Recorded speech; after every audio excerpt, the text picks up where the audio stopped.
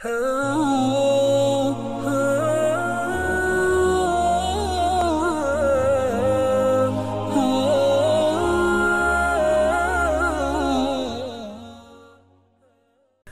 شاہ سے پریس صاحب سے کسی بہن نے پوچھا کہ سر کے بال گول کر کے لپیٹ دیں تو کہتے ہیں روزہ ٹوٹ جاتا ہے، وضو ٹوٹ جاتا ہے۔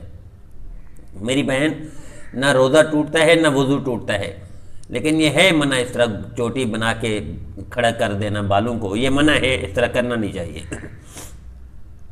کسی بہن نے سوال پوچھا کہ اس وقت لاک ڈاؤن کی وجہ سے فطرہ دینے کے لیے کچھ بھی نہیں ہے، صرف آٹا ہے، کہ آٹا دے سکتی ہے؟ جی میری بہن، آٹا دے سکتی ہے، لیکن جب کچھ بھی نہیں ہے لاک ڈاؤن کی وجہ سے تو آپ پر یہ فرض بھی نہیں ہے اس کو ادا ہی نہ کریں۔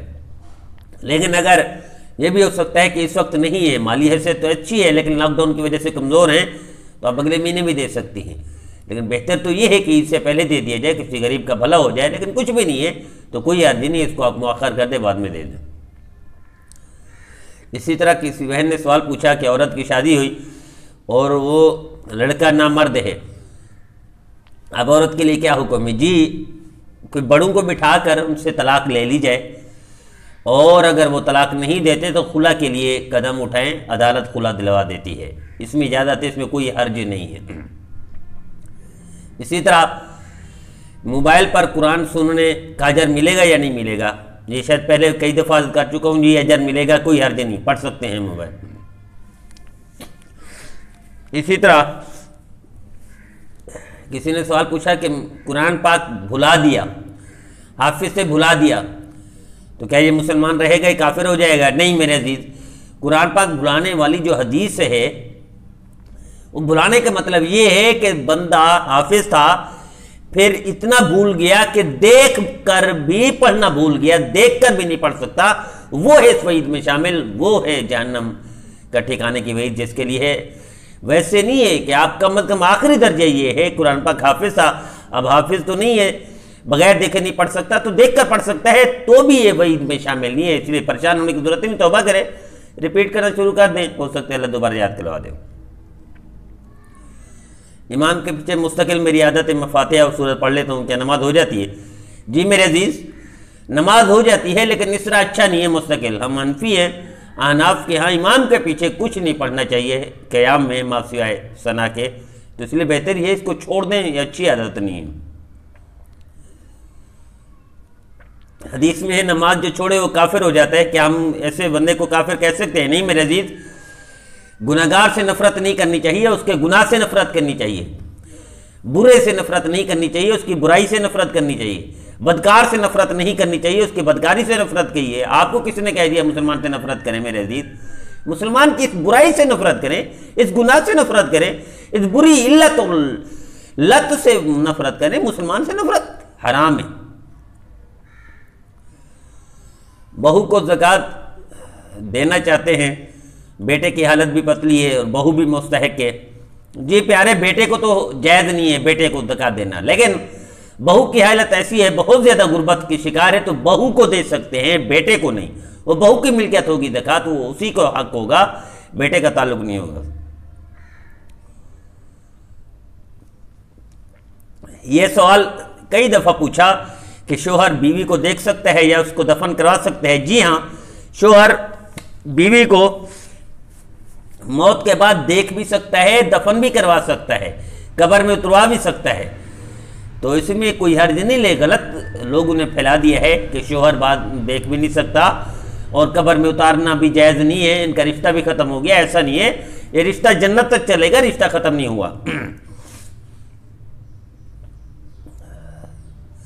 جمعہ کے خطبوں میں عادت ہے ہماری، پہلے خطبے میں ہاتھ باندھتے ہیں، دوسرے خطبے کے لیے ہاتھ چھوڑ دیتے ہیں۔ نہیں میرے عزیز، یہ ہاتھ باندھنا اور یہ چھوڑنا یہ کوئی سنت سے ثابت نہیں، صحابہ کرام سے ثابت نہیں، اس لیے بہتر یہ ہے تشہد کی اس میں بیٹھیں، اصل سننا ہے، ہاتھ باندھنا چھوڑنا اصل نہیں، سننا اصل ہے خطبے کو، تو اس لیے ادب کے ساتھ، جتنی ادب کے ساتھ بیٹھ کر سننا جائے وہ بہتر ہے۔ اس میں تشہد کی حالت میں ادب ہے، اس میں بہتری ہے، لیکن وہ ہاتھ چھوڑنا باندھنا وہ ضروری نہیں۔ نفل ذکر تلاوت کا ثواب مردے کو پہنچتا ہے؟ کہ اب پڑھنے والے کو بھی اجر ملتا ہے۔ جی پیارے، یہ سارے جو مرحوم کے لیے پڑھتے ہیں، ہم ذکر کرتے ہیں، نفل پڑھتے ہیں، تلاوت کرتے ہیں، بالکل پہنچتا ہے ثواب، اجر ملتا ہے۔ اور جو ثواب پہنچانے والا ہے، ایصال ثواب کرنے والا ہے، جو نفل پڑھنے والا ہے، اس کو بھی اجر ملے گا۔ اور اگر وہ نبی کریم صلی اللہ علیہ وسلم سے لے کر آج تک کے سارے مسلمانوں کے لیے وہ نیت کرتا ہے، مثلا ایک قرآن ختم کیا، سارے مسلمانوں کی نیت کی، تو ان سب کو ایک ایک قرآن ختم کا اجر ملے گا۔ اور جس نے پہنچایا ایصال ثواب کیا، اس کو اربوں ختم، خربوں بلکہ جتنے مسلمان آج تک تھے خربوں کی تعداد میں، ان کو اتنے خربوں کی تعداد میں قرآن پاک کا ختم ملے گا۔ یہ گولڈن چین ہے۔ اللہ ہم سب مسلمانوں کے اس طرح نیت کرنے کے ایصال ثواب کرنے کی توفیق عطا فرمائے۔ میں قرآن پاک تو نہیں پڑھا ہوا، لیکن بسم اللہ کے ذریعے سے کسی نے کہا ہر سطر پر بسم اللہ۔ جی قرآن پاک پڑھے ہوئے نہیں ہیں، ہر سطر پر بسم اللہ پڑھ سکتے ہیں، انگلی پھیری بسم اللہ الرحمن الرحیم، انگلی پھیری بسم اللہ الرحمن الرحیم پڑھ سکتے ہیں۔ اس کی گنجائش ہے، بہتری ہے، لیکن کوشش کریں کہ موت سے پہلے کچھ نہ کچھ قرآن سیکھ لیں۔ لیکن نہیں سیکھ سکتے تو بسم اللہ کے ذریعے آپ ختم کر لیا کریں، اس میں بھی اجر ہے، اس میں بھی ثواب ہے، یہ بھی نیکی ہے، کوئی حرج نہیں۔ قرآن پاک مسجد میں نیچے کی منزل میں ہوتے ہیں، ہم اوپر چڑھ کر جاتے ہیں، بے ادبی نہیں ہے، نہیں میرے عزیز، یہ ضرورت کے تحت جاتے ہیں، اس لیے اوپر نہیں جاتے کہ ادب بے ادبی کریں، قرآن کی گستاخی کریں، اس لیے نیت سے نہیں جاتے، نماز کے لیے اوپر فرسٹ فلور پر جاتے ہیں، تو یہ ضرورت کے تحت ہے، اس کا کوئی بے ادبی نہیں ہے، کوئی گناہ بھی نہیں ہے، کوئی وعید بھی نہیں ہے، پریشان نہ ہو۔ مسجد کا سامان سیڑھی سٹینڈ وغیرہ ہے، ہم ان کو کرایہ پر دے سکتے ہیں یا نہیں؟ میرے عزیز، اگر وہ مستقل مسجد کا سامان ہے، سیڑھی ہے، سٹینڈ وغیرہ ہے، اس کو کرایہ پر دے کر اس کے پیسے مسجد میں استعمال کریں تو یہ جائز ہے، کوئی حرج نہیں، بلکہ یہ اجر ہے کہ مسجد کو ایک آمدنی کا ذریعہ بن گیا۔ کسی شخص نے کسی عورت سے منہ کالا کیا، اس کے بعد اس کی لڑکی سے نکاح کر سکتے ہیں؟ نہیں، حرام ہے۔ جس عورت سے منہ کالا کیا، اس کی بیٹی سے پھر نکاح کرے تو یہ حرام ہے، نکاح نہیں ہوگا۔ اگر کر لیا ہے تو ان کو علیحدہ کر دیا جائے، نکاح نہیں ہو سکتا۔ کھانے کے بعد ہاتھ اٹھا کر مجموعی سارے اکٹھے ہم دعا کرتے ہیں، کیا یہ جائز گنجائش ہے؟ نہیں، اس موقع پر ہاتھ اٹھا کر دعا کرنا یہ کوئی ثابت نہیں ہے صحابہ کرام سے، نہ حدیث سے۔ ہاں، انفرادی دعا ہر بندہ پڑھ لے کھانے کے بعد، جیسے الحمدللہ الذی اطعمنا وسقانا وجعلنا من المسلمین، اللہم اطعم من اطعمنی واسق من سقانی، کوئی بھی دعا پڑھ لے، بہت ساری دعائیں ہیں، درجنوں دعائیں ہیں، کوئی دعا پڑھ لے، لیکن ہاتھ اٹھا کر دعا کرنا یہ ثابت نہیں اور کرنا بھی نہیں چاہیے۔ زمزم کچھ لوگ بیٹھ کر پیتے ہیں، کچھ لوگ کھڑے ہو کر پیتے ہیں، کہ کھڑے ہو کر جائز ہے؟ جی، کھڑے ہو کر مستحب ہے، ثابت ہے۔ جو لوگ کھڑے ہو کر پیتے ہیں ان پر نکیر نہ کی جائے، تنقید نہ کی جائے، ان سے نفرت نہ کی جائے، وہ ثابت ہے نبی کریم صلی اللہ علیہ وسلم سے، وہ مستحب ہے اور وہ اجر والے ہوں گے۔ لیکن اگر کوئی بیٹھ کر پیتا ہے تو بھی گنجائش ہے، جائز ہے، کوئی حرج نہیں ہے، ان پر بھی نکیر نہ کی جائے۔ قبرستان میں ہاتھ اٹھا کر دعا کرنا اجازت ہے؟ جی ہاں، قبلہ رخ ہو کر ہاتھ اٹھا کر، قبلہ رخ ہو کر قبر میں کھڑے ہوں لیکن رخ قبلہ کی طرف ہو تو ہاتھ اٹھا کر دعا کرنا ثابت ہے، تو اس پر اعتراض نہ کیا جائے، اگر کسی نے کیا ہے اعتراض نہ کیا جائے۔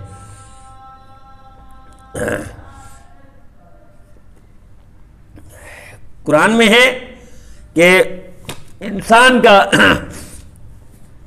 اپنا عمل اس کا اجر ملتا ہے، اور تو یہ ایصال ثواب کا کیا فائدہ جو لوگ کرتے ہیں؟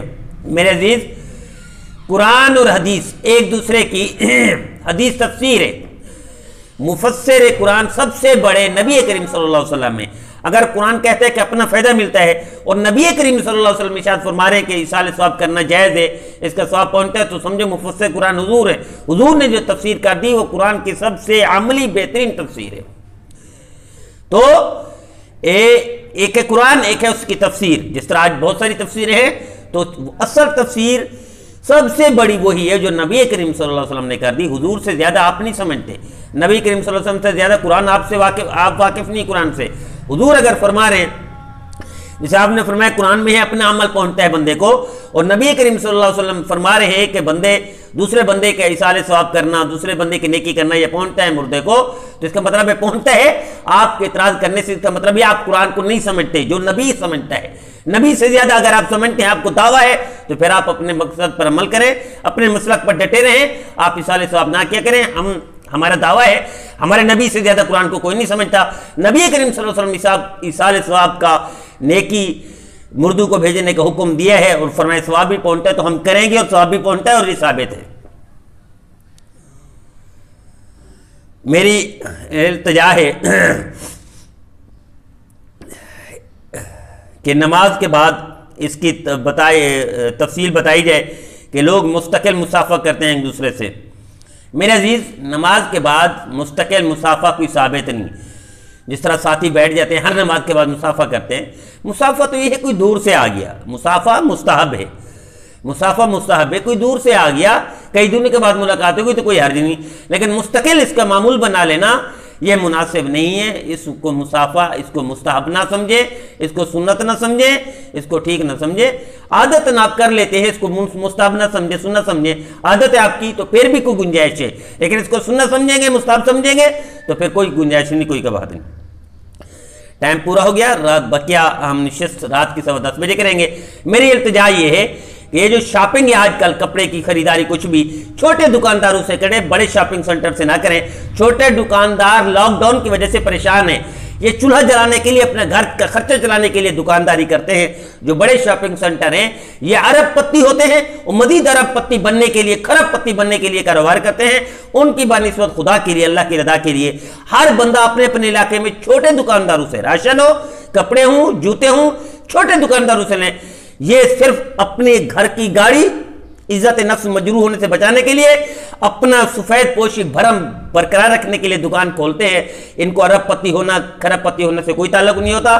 تو ایسے مسلمانوں کی ہم تعاون کریں، انہی سے شاپنگ کریں تاکہ ان کا گھر چل سکے۔ کرنی تو ہے لیکن بڑے شاپنگ سینٹر میں کریں گے وہ بھی جائز ہے، حرام نہیں ہے، لیکن وہ کھرب پتی بننے کے لیے کاروبار کرتے ہیں، چولہا جلانے کے لیے نہیں۔ تو ہمیں تعاون ان کا کرنا چاہیے جو چولہا جلانے کے لیے کرتے ہیں، جو پریشان ہیں، ان کی پریشانی دور کریں گے، اللہ آپ کی پریشانی دور کرے گا۔ یہ میری التجا ہے، درخواست ہے۔